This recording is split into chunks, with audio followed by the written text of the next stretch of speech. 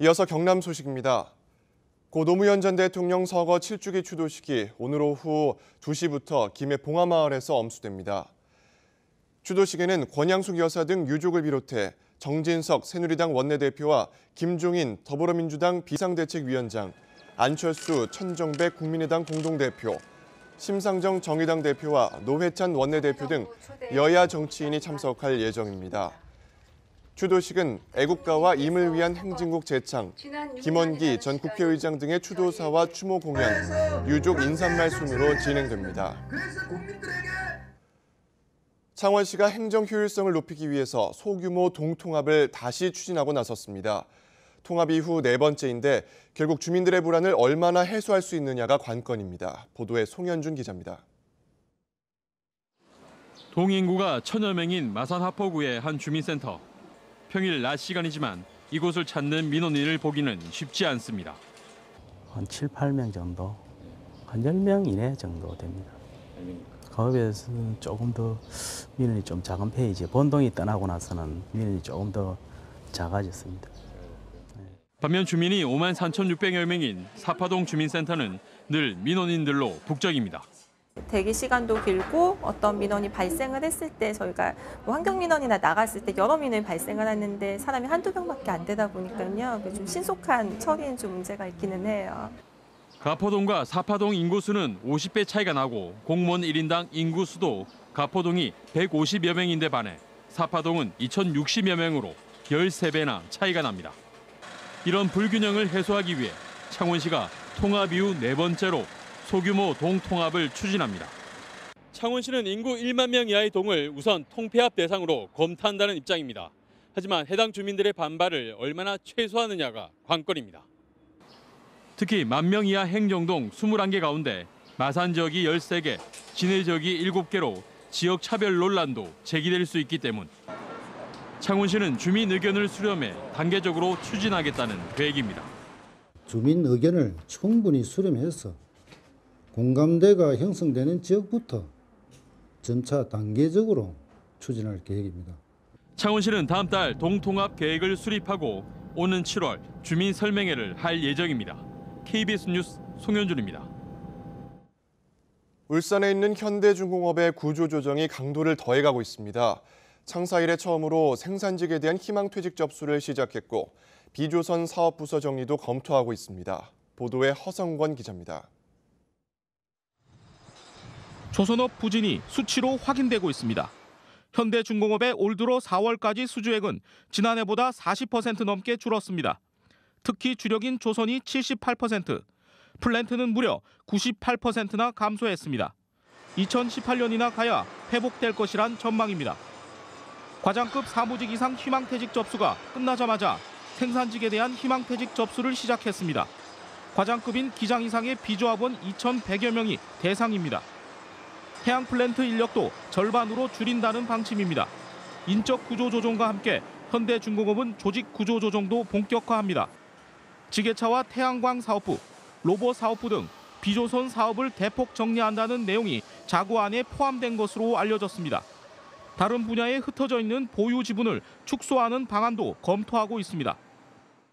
일각에서는 회사 사정이 최악으로 치달을 경우 본업과 관련이 없는 사업본부 전체를 독립시킬 수도 있다는 전망도 나오고 있어 노조의 반발 수위는 더욱 높아질 것으로 보입니다. KBS 뉴스 허성걸입니다. 오늘 새벽 1시 50분쯤 김해시 한림면의 한 주택에서 불이 났습니다. 이 불로 집안에 있던 52살 김모 씨가 숨지고 50살 오모 씨가 다쳐 병원으로 옮겨졌으며 주택 70여 제곱미터를 모두 태워 소방서 추산 3천만 원의 재산 피해가 났습니다.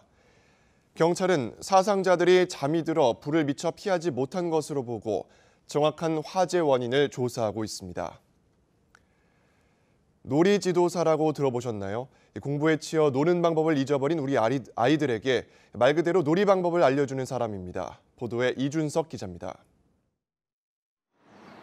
평일 오후 수업을 마친 아이들이 쏟아져 나옵니다. 아이를 데리러 온 학부모에게 아이들의 방과 후 일상을 물었습니다. 애들이 모여서 놀 시간이 없어요. 평일에는 애가 같이 이렇게 몸을 부대끼거나 전부 다 나오면 엄마들 놀아서 학원 데리고 간다. 여성가족부 통계를 보면 우리나라 초등학생 10명 중 8명이 사교육을 받고 있습니다. 놀 시간이 없는 아이들의 삶이 행복할 리 만무합니다. 보건복지부 조사 결과 우리나라 어린이들의 삶의 만족도는 100점 만점에 60.3점, OECD 국가 중 꼴찌입니다. 더 큰 문제는 놀아본 적이 없기 때문에 행여 시간이 나더라도 제대로 놀 줄을 모른다는 겁니다. 학원 갔다 오고 놀죠. TV나 그런 건 못하고 그냥 집에서 앉아서 빙빙 거리고. 그래서 등장한 것이 바로 놀이 지도사입니다. 동대문을 열어라. 아이들의 입가에 웃음꽃이 떠나지 않습니다.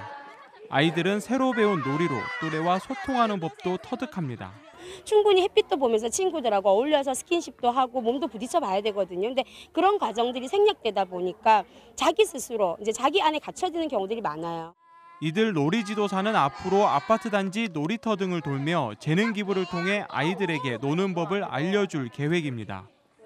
놀이 지도사의 등장은 어린이 놀이 문화가 사라진 우리 사회의 씁쓸한 자화상입니다. KBS 뉴스 이준석입니다. 경상남도와 자매 지역인 일본 야마구치에서 보내온 한일 교환 뉴스입니다. 중학생들이 참선 체험으로 심신을 수련한다는 소식과 주민들의 행복합니다 꽃글자 소식 등을 신유진 아나운서가 전해드립니다. 야마구치현 호우시입니다.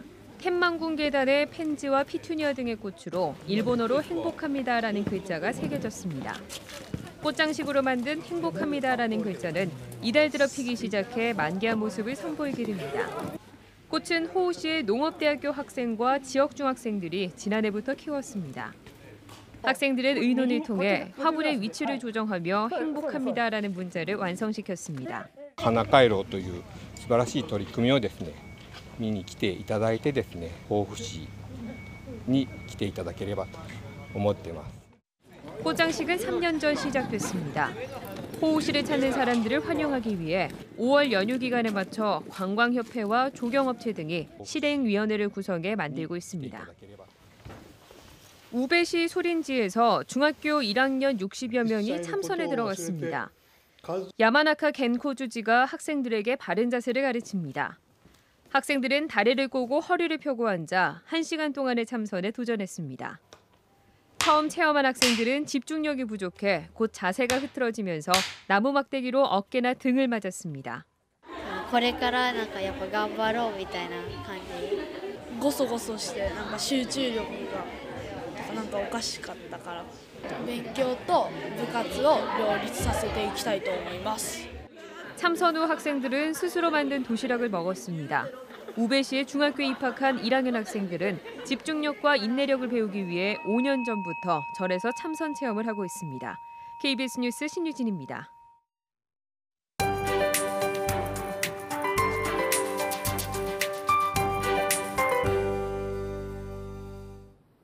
올해 들어 가장 더웠던 주말이었습니다. 볕도 따갑고 기온도 빠르게 올라 한여름 더위가 이어졌는데요. 월요일인 오늘도 낮 기온은 30도 안팎까지 올라 어제만큼 더울 것으로 예상되고요. 내일은 전국에 비가 지나면서 고온 현상도 조금 누그러지겠습니다. 기온 변화에 놀라지 않도록 컨디션 조절 잘 하셔야겠습니다. 오늘은 고기압의 가장자리에 들겠습니다. 대체로 맑은 하늘이 드러나면서 일주일째 불볕 더위가 이어지고 있고요. 대기 중 습도도 낮아지고 있습니다. 내일 비가 내리기 전까지는 화재 예방에 신경 쓰셔야겠습니다. 현재 기온 살펴보면 창원 15도를 가리키면서 출근길이 상대적으로 서늘하게 느껴집니다. 한낮에는 김해 29도, 내륙은 30도 안팎까지 올라 예년 수준을 웃돌겠습니다.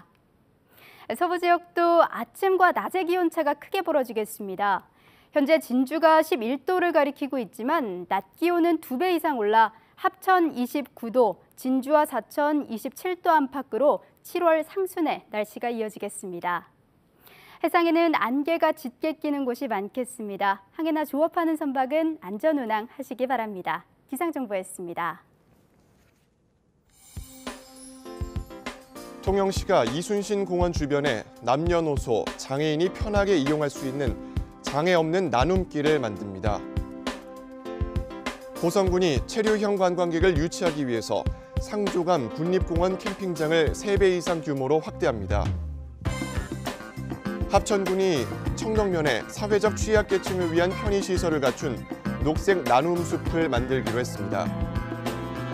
산청군 청소년지원센터에서 공부해온 학교 밖 학생 20명이 중고졸 검정고시를 통과했습니다.